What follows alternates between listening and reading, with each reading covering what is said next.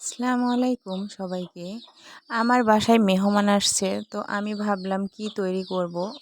অল্প টাইমের মধ্যে অল্প উপকরণ দিয়ে কি তৈরি করা যায় ভাবলাম।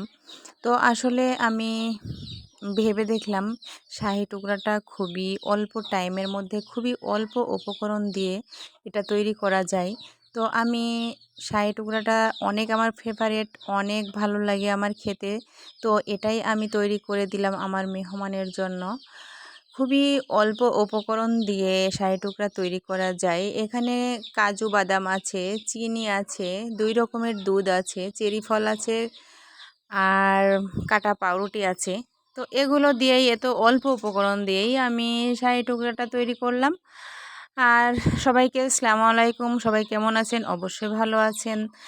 আমিও অনেক ভালো আছি। তো কারো বাসায় মেহমান আসলে আমার মতো অল্প টাইমের মধ্যে অল্প উপকরণ দিয়ে আপনারা এই শাহি টুকরাটা তৈরি করতে পারেন।